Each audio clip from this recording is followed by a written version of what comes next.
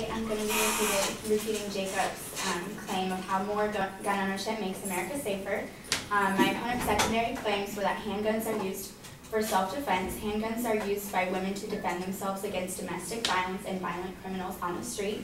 Guns and armed potential victim act as a deterrent to violent crime, and gun ownership can reduce gun accidents. So on to my response to his first secondary claim, which is handguns are used for self-defense. My opponent stated that owning a gun is enough to deter most burglars who broke into a home to steal.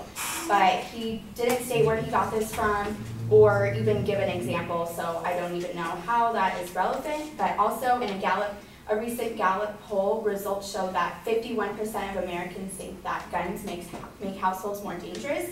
So even if it was enough to deter burglars having one in your house, 51% of Americans don't even feel comfortable having one in their house.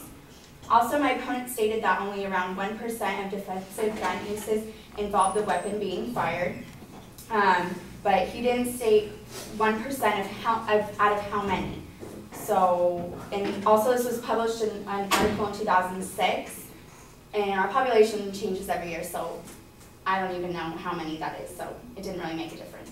My opponent does state that the Department of Justice, however, estimated 1.5 million uses of handguns in self-defense annually in a 1994 survey. The article he got this from stated that there had been several other surveys with results of self-defense gun uses that ranged from 800,000 to 2.5 million annually. So another survey that was conducted on handguns and self-defense was the National Crime Victimization Survey.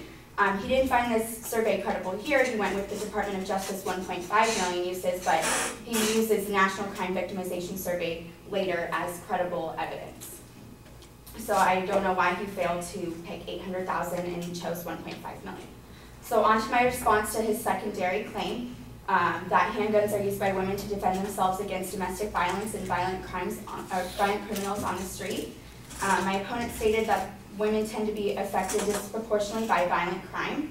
He got this evidence from the National Crime Victimization Survey for 2008, which I talked about earlier. The numbers he provided were for the rate women are victims of violent crime is on average 21.96 as opposed to 26.81 for men. He also stated that the average rate at which women escape from crime without injuries is 1.28 as opposed to 2.34 for men. He didn't give any units of these numbers. I don't really know what they're supposed to be, but somehow from that he got to his point that gun ownerships benefit women as much, if not more, than men. Also in an article my opponent used, I found information on why the National Crime Victimization Survey may not be a good source.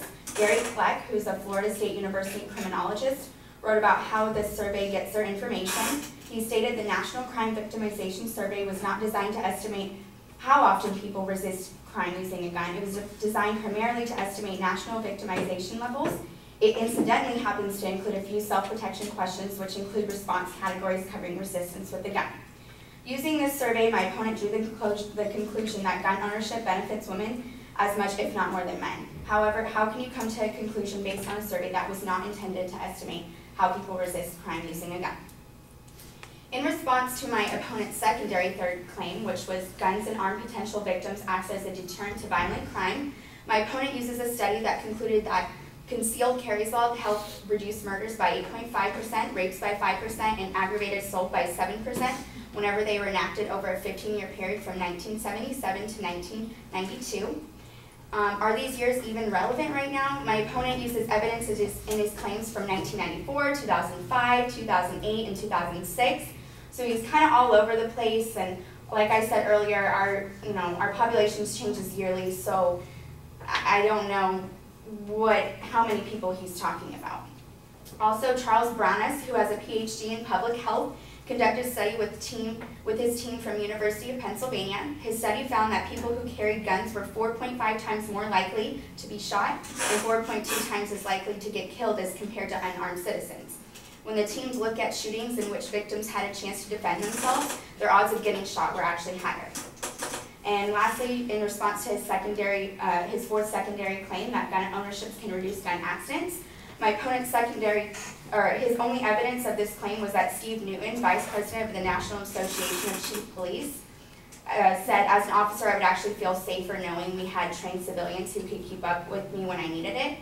That's the only information he gave. I don't know how that shows that gun ownership can reduce gun accidents, so there was no evidence on how that is true. So in conclusion, my opponent failed to successfully prove that guns make America safer due to lack of evidence and outdated statistics.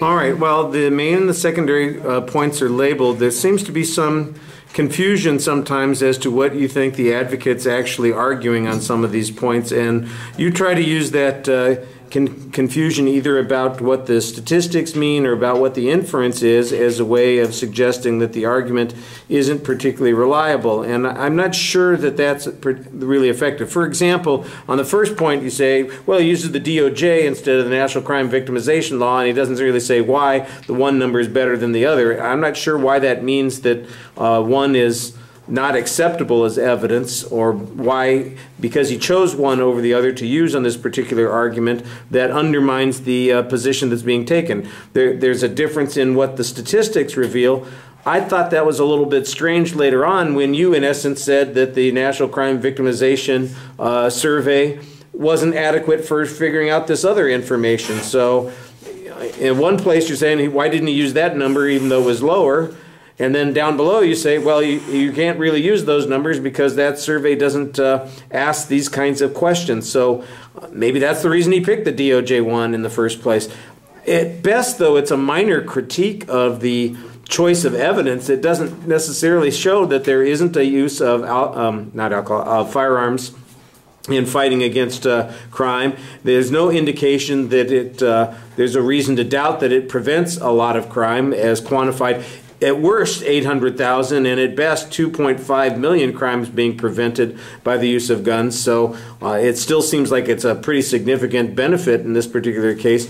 The only information that you have that applies directly to that is on the third point, and it's really kind of more on the deterrence issue, where you argue that people who use guns have a 4.5 greater chance of getting shot. And then the question comes up, I think that might be why the advocate presented in the first point that they didn't actually have to shoot the gun. It's only 1% had to shoot the guns. I think that that statistic probably applies to the actual shooting of a gun as opposed to brandishing a weapon. I'm not sure about that, but that might be the answer that the advocate would give on that point. But I thought that was good evidence that really applied to that particular point. On the second point about women, I think you basically challenge his information, make some okay presses on it. You acknowledge that maybe there's a lack of clarity on the issue. And then you kind of can present your criticism of that one particular survey. I don't know how any of those things, at best they weaken the argument there that women use this, but there's no information or counter evidence that suggests that women are harmed by the presence of a gun in these situations, that they aren't able to defend themselves or any of those things. And I think that that would be an argument that would be a little bit more applicable there. Maybe again that information about the 4.5 times more likely to be shot would apply to that argument as well. All right, so a few places that you're asking reasonable questions, but on that last point when you say, hey, he's using evidence from 97, 2006, 2008, I'm going, okay, and what year is your evidence from? Because there isn't a lot of evidence presented on those particular points. You do have the one study from Dr. Brannis and I guess the University of Pennsylvania, and I didn't remember hearing the date on that. So if you're going to apply a standard to the advocate, you want to make sure that you are at least meeting that standard as well. Okay, thank you.